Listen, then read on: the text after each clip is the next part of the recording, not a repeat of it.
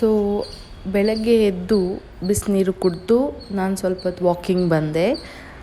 ಇದು ಯೂಶ್ವಲಿ 60% ನಾನು ಮಾಡ್ತೀನಿ, ಲೈಕ್ ವಾಕಿಂಗ್ ಹೋಗೋಕ್ಕೆ ಬೆಳಿಗ್ಗೆ ಹೊತ್ತು. ಬಟ್ ಸಮ್ಟೈಮ್ಸ್ ನನಗೆ ಎದ್ದೊಳಕ್ಕಾಗಲ್ಲ.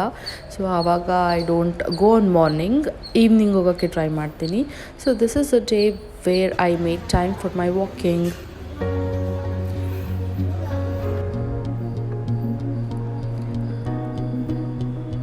ಸೊ ವಾಕಿಂಗಿಂದ ಬಂದು ಫ್ರೆಶ್ ಆಗಿ ಬ್ರೇಕ್ಫಾಸ್ಟ್ ಎಲ್ಲ ಮಾಡಿ I sat for my work.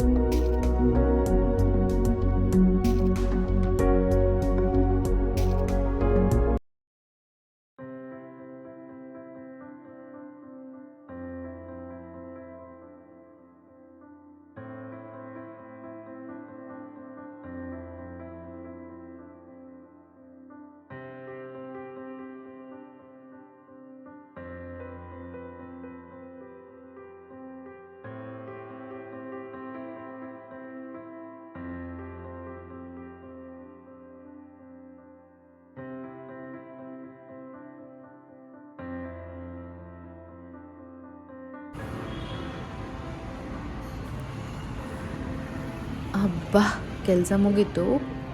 ಇವತ್ತು ಸಿಕ್ಕಾಪಟ್ಟೆ ಕೆಲಸ ಇತ್ತು. ಈಗ ಟೈಮ್ 7 ಗಂಟೆ ಆಗಿದೆ. ಇನ್ನು ನಾನು ಬೇಗ ಹೋಗಿ ಸ್ನಾನ ಮಾಡ್ಕೊಂಡು ಬರ್ತೀನಿ.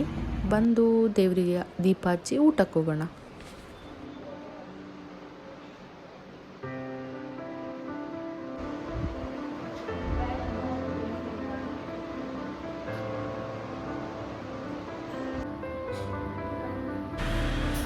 ಸೊ ನಮ್ಮದು ರೂಮಲ್ಲೇ ಇರೋ ಒಂದು ಚಿಕ್ಕ ಸ್ಪೇಸಲ್ಲಿ ದೇವರಿಟ್ಟಿದ್ದೀವಿ.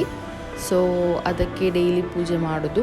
ಸೊ ಇವತ್ತು ಕೂಡ ಸ್ನಾನ ಮಾಡಿ ಪೂಜೆ ಮಾಡಿ ಇನ್ನು ಸ್ವಲ್ಪ ಹೊತ್ತು ಕೂತ್ಕೊಂಡು ಊಟಕ್ಕೆ ಹೋಗಬೇಕು. ಸೊ ಇವತ್ತು ಊಟಕ್ಕೆ ಏನಿದೆ, ಚಪಾತಿ ಡೈಲಿ ಇರುತ್ತೆ. ಆ್ಯಂಡ್ ಪಲ್ಯ ಮಾತ್ರ ಡಿಫ್ರೆಂಟ್ ಇರುತ್ತೆ ಡೈಲಿ. ಪಲ್ಯ ಏನಿದೆ ಅಂದರೆ ಇಟ್ಸ್ ಬ್ರಿಂಜಾಲ್ ಕರಿ, ಎಣ್ಗಾಯಿ ಅನಿಸುತ್ತೆ ಮೋಸ್ಟ್ಲಿ. ಓಕೆ, ದೆನ್ ನಾನು ಹಾಗಾದರೆ ಊಟ ಮಾಡಿ ಮತ್ತೆ ಸಿಗ್ತೀನಿ.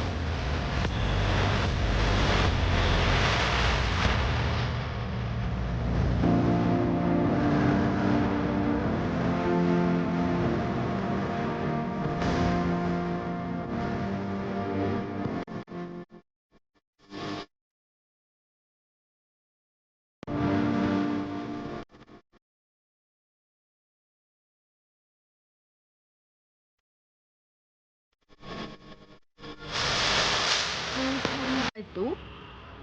ನಾನೀಗ ಇಲ್ಲೇ ಪಿ ಜಿ ಹತ್ರ ಸ್ವಲ್ಪ ವಾಕಿಂಗ್ ಮಾಡ್ತಾ ಇದ್ದೆ. ಬೆಳಗ್ಗೆಯಿಂದ ಕೂತು ಕಾಲೆಲ್ಲ ನೋವಾಗ್ತಾ ಇದೆ.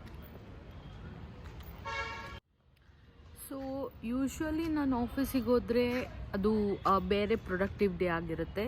ಸೊ ಇಫ್ ಇನ್ ಕೇಸ್ ನಾನು ಆಫೀಸಿಗೆ ಹೋಗಿಲ್ಲ, ಪಿ ಜಿಯಿಂದ ವರ್ಕ್ ಮಾಡ್ತಿದ್ದೀನಿ ಅಂತಂದರೆ this is how my day will be. ಬೆಳಿಗ್ಗೆ ಎದ್ದೇಳೋದು, ಸ್ವಲ್ಪ ವಾಕಿಂಗ್ ಹೋಗೋದು, ಬಂದು ಫ್ರೆಶ್ ಅಪ್ ಆಗಿ ಕುತ್ಕೊಂಡು ಕೆಲಸ ಮಾಡೋಕ್ಕೆ ಕುತ್ಕೊಂಡ್ರೆ ಮತ್ತೆ 6 o'clock 7 o'clock ತನಕ ಕೆಲಸ ಆಗುತ್ತೆ. ಅದಾಗಿ ಮತ್ತೆ ಫ್ರೆಶ್ ಅಪ್ ಆಗಿ ಊಟ ಮಾಡಿ ಸ್ವಲ್ಪ ಹೊತ್ತು ವಾಕಿಂಗ್ ಮಾಡಿ ಬುಕ್ ಓದಿ ಮಲಗೋದು. ಇಷ್ಟು ಬಿಟ್ಟರೆ ಎಕ್ಸ್ಟ್ರಾರ್ಡಿನರಿ ಥಿಂಗ್ಸ್ ಏನಿಲ್ಲ. I always had a plan. ಸ್ವಲ್ಪ ಝುಂಬಾ ಜಿಮ್ಮಿಗೆಲ್ಲ ಹೋಗಬೇಕು ಅಂತ ಪ್ಲ್ಯಾನ್ ಮಾಡೋದಷ್ಟೇ. I don't find time. ನೀವೇ ನೋಡಿದ್ರಲ್ಲ, ಬೆಳಗ್ಗೆ ಕೂತ್ಕೊಂಡ್ರೆ ಸಂಜೆ ತನಕ ಕೆಲಸ ಆಗುತ್ತೆ. ಆಮೇಲೆ ಇಷ್ಟು ತನಕ ಕೆಲಸ ಆಯಿತು. ಸೊ ಇವಾಗ ಪಿ ಜಿಯಲ್ಲಿ ಮಾಡಿದ್ದಕ್ಕೆ ಸ್ವಲ್ಪ ಟೈಮ್ ಸಿಕ್ಕಿದೆ.